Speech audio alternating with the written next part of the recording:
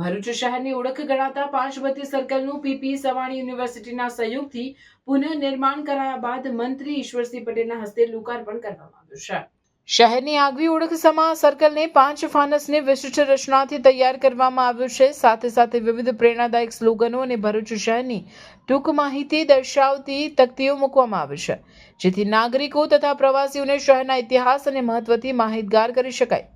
ઇતિહાસની વાત કરીએ તો અંગ્રેજોના સમયમાં વેપાર ક્ષેત્રે આગવી ઓળખ ધરાવતા ભરૂચ શહેરના મધ્યમાં વર્ષો પહેલા લાઇટની સગવડ ન હોવાથી અહીં 5 ફાનસ લગાવવામાં આવ્યા હતા। એ સમયથી આ સ્થળ 5 ફાનસ તરીકે ઓળખાયું અને સમય જતાં તેનું નામ પાંચબત્તી તરીકે પ્રસિદ્ધ થયું।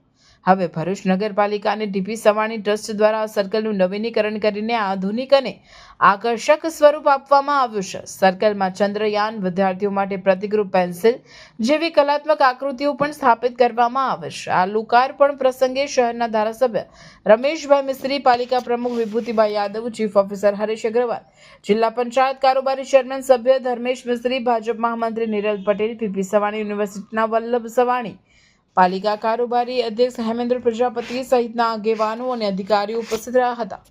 શહેરની સુંદરતામાં વધારો કરતા આ સર્કલના લોકાર્પણ સાથે ભવિષ્યની યોજનાઓ પણ જાહેર કરવામાં આવી હતી। આવનારા સમયમાં શહેરના અન્ય સર્કલો પર દેશના મહાપુરુષોની પ્રતિમાઓ સાથે નવીનીકરણ કરવામાં આવશે, તેમજ સ્ટેશનથી પાંચબત્તી સુધીના માર્ગને આઇકોનિક રોડ તરીકે વિકસાવવાની યોજના પણ હાથ ધરાશે, જે ભરૂચ શહેરને નવી ઓળખ આપશે। આ સર્કલને નવીનીકરણ કરવા માટે અમારા પીપી સવાણી યુનિવર્સિટીના કરતાર તેવા રમેશભાઈ સવાણી અને એમની ટીમે 32 લાખના ખર્ચે અહીંયા સરસ મજાનું જે ભરૂચની જૂની ઓળખ છે પાંચબત્તી, એ રીતનું અહીંયા આજે સર્કલ બનાવીને આજે લોકો બધું, ત્યારે આ ભરૂચની પ્રજામાં એક બ્યુટિફિકેશનના પર વધારો થઈ રહ્યો છે, ત્યારે આવી રીતે ભરૂચના પર અનેક સર્કલો જે નવીનીકરણ થઈ રહ્યા છે। આવનારા દિવસોમાં સચના સર્કલ પણ, બંબાખાના, સોનેરી મહેલ, આ બધા નવીનીકરણ થઈ રહ્યા, ત્યારે ભરૂચની શોભામાં અતિ વધારો થવાનો છે।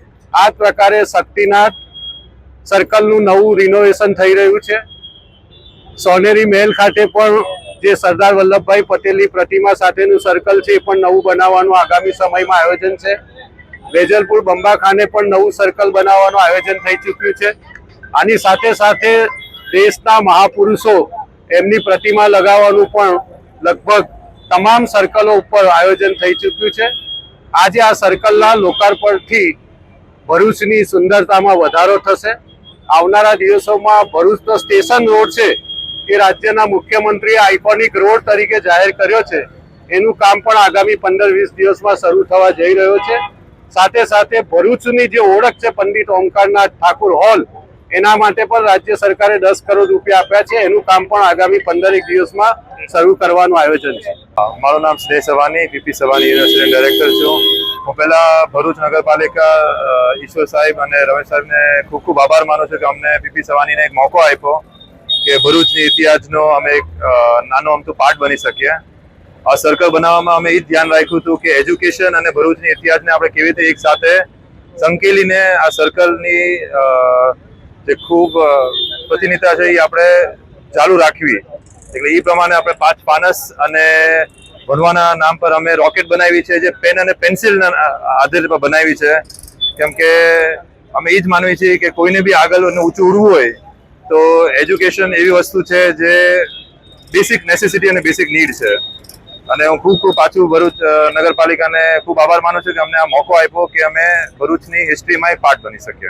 मैट्रिक्स एकेडमी लेके आ रहा है सबसे बड़ा टैलेंट हंट एग्जाम एमसेट। तो आइए मिलते हैं डीसी सर से, जो हमें ये टेस्ट के बारे में ब्रीफ करेंगे। ये जो टेस्ट है एमसेट जो है ये 6 to 12th स्टैंडर्ड के स्टूडेंट्स के लिए है, और इसमें बच्चों को मोटिवेट रखने के लिए कैश रिवॉर्ड्स भी हैं up to 2 lakh plus. And इसमें जो फर्स्ट प्राइज़ है दैट इज़ 11,000, सेकंड प्राइज़ जो है वो 5,100 का है, and third that is 3,100 and so on. हर क्लास के हम टोटल 20 स्टूडेंट्स को सेलेक्ट करेंगे और 20 स्टूडेंट्स को कैश रिवॉर्ड्स रहेंगे, और उसके बाद फिर एक्स्ट्रा जो भी गिफ्ट्स हैं वो रहेंगे। तो टोटल 151 विनर्स जो हैं वो हम रखने वाले हैं इसमें। टेस्ट के सिलेबस में स्टूडेंट्स को तो थोड़ा कन्फ्यूजन रहता है, तो मैं बता देता हूँ। टेस्ट में जिस ईयर में वो हैं, जैसे कोई स्टूडेंट अगर 7th क्लास में है तो उसका 7th का साइंस और मैथ्स आएगा, साथ में मेंटल एबिलिटी के क्वेश्चंस रहेंगे थोड़े से। और जो स्टूडेंट 11th और 12th साइंस में है उनका PCM एंड PCB रहेगा अकॉर्डिंगली। ये एग्जाम 2 फेज में है। 21 दिसंबर 2025 को फर्स्ट फेज और 18 जनवरी 2026 को सेकेंड फेज है। रिजल्ट डिक्लेरेशन ऑन 25 जनवरी 2026। तो अभी रजिस्ट्रेशन करें नीचे दिए गए नंबर पर और विजिट करें मैट्रिक्स एकेडमी।